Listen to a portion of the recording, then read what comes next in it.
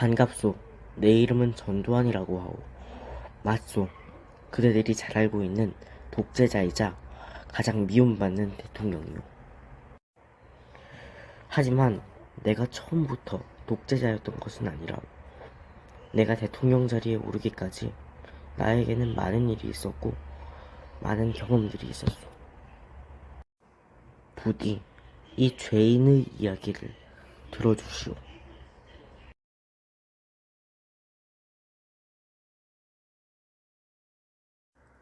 나는 1931년 경상남도에서 10남매 중 넷째로 태어났소. 이후 내가 8살 때 우리 가족은 만주로 이주하였다가 해방이 되자 다시 한국으로 돌아왔소. 이후 나는 1951년 대구공업고등학교를, 1955년 육군사관학교를 제11기로 졸업했소.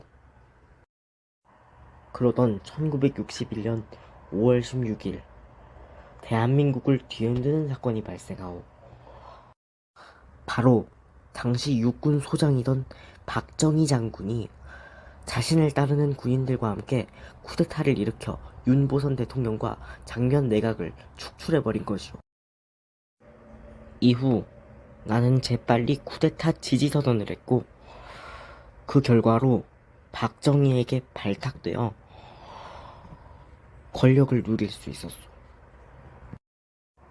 그렇게 1963년 공식 출범한 박정희 정부는 경제를 매우 중요시했소.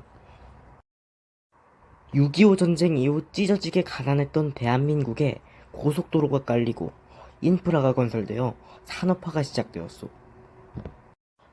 그렇게 박정희 정부가 시행한 경제정책의 결과는 그야말로 놀라웠소.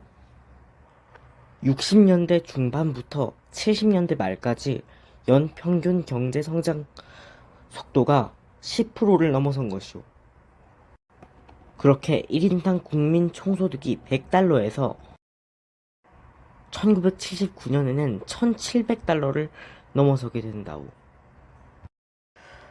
그야말로 세계에서 유례없는 경제 발전의 신화 그 자체였소. 하지만 이런 엄청난 경제 발전의 신화 이면에는 치명적인 문제점이 숨어 있었소. 바로 인플레이션이었소. 정부에서는 각종 사업을 지원하기 위해 돈을 마구 찍어냈고 그 결과 국가는 심각한 인플레이션을 맞이하게 되었소.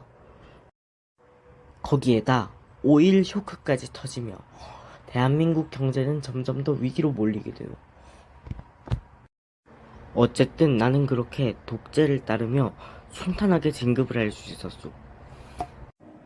그러던 1979년 10월 26일 대한민국을 뒤흔드는 사건이 발생하오.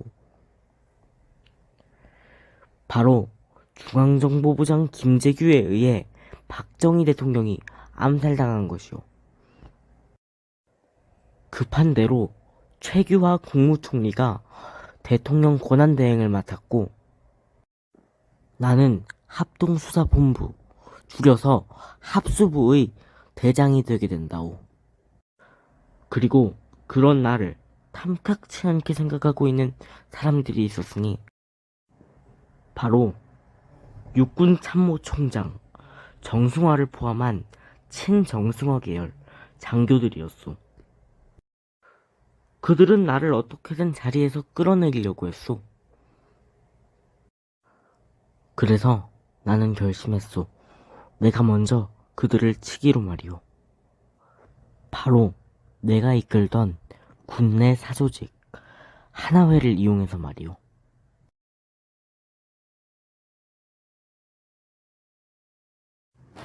그렇게 나와 동료들은 정승화 육군참모총장을 체포하여 연행할 계획을 세웠소. 하지만 당시 정승화는 나의 상관이라 함부로 체포할 수는 없었소. 때문에 합법적인 체포를 위해서는 최규하 대통령의 허가가 필요했어.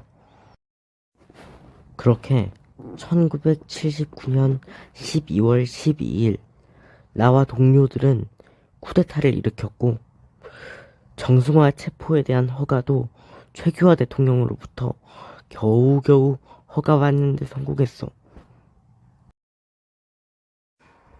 이후 나는 정승화, 정병주, 장태환 등 나를 방해했던 장교들을 모조리 숙청시켜버렸어. 이것이 바로 12.12 사태요. 이후 나는 국가보위비상대책위원회의 상임위원장으로서 사실상 정권을 장악하게 돼요. 그 후 나는 곧바로 뛰어난 경제관료였던 김재익을 자택으로 불러들이게 돼요. 그는 스탠퍼드 대학에서 경제학 박사 학위를 받은 엘리트였어. 그래서 나는 그에게 경제 수업을 부탁했어. 그 이후부터 나는 매일 2시간씩 그로부터 경제를 배웠어. 나는 경제의 기초부터 당시 한국의 당면 문제까지 정확하게 가르쳐주는 김재익에게 감탄했어. 이후 내가 대통령으로 취임하게 되었을 때 나는 그에게 경제수석 자리를 부탁했고 그는 경제수석 자리를 승낙하기 전 나에게 본인이 원하는 대로 정책을 추진하면 엄청난 저항에 부딪히게 될 거라며 그래도 끝까지 자기 말을 들어줄 수 있겠냐고 물었어. 그리고 나는 확신에 찬 표정으로 대답했어. 여러 말 할 필요 없어. 경제는 당신이 대통령이야.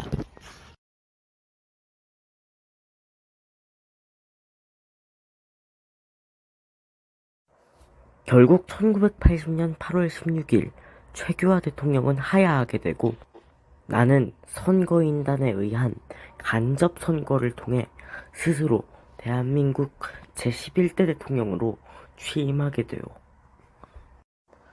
내가 처음 대통령으로 취임했을 당시 대한민국의 경제 성장률은 최악이었어. 10%에 달했던 경제 성장률은 점점 떨어져 마이너스 2.7%까지 이르렀어.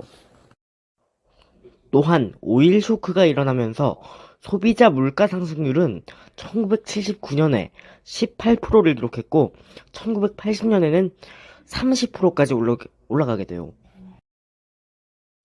그리고 이런 상황에서 드디어 제5공화국 나의 정부가 공식적으로 출범하게 돼요. 나는 당시 경제가 가장 중요한 문제라는 것을 잘 알고 있었고 나의 체면이나 이해관계 등을 떠나 최고의 전문가에게 경제를 맡겨서 이 위기를 타개해야 함을 잘 알고 있었어. 그래서 나는 김재익 경제수석에게 전권을 맡겼고 그의 정책을 적극적으로 지원했어. 과거 박정희 정부 시절까지 대한민국 경제는 철저한 정부 주도하에 발전했어. 나는 이제 국가가 주도권을 내려놓고 자유시장의 힘을 믿을 때라고 판단했어. 이를 위해 전반에 미치고 있던 국가의 통제를 하나씩 해제하게 돼요. 그리고 그 결과는 매우 성공적이었어. 당시 큰 문제였던 물가가 잡히기 시작한 거예요. 1980년 2자릿수에 달했던 물가 상승률은 1982년 5%까지 떨어졌어. 또한 마이너스 1.7%였던 경제 성장률은 1980년대 10%를 넘어서게 된다고.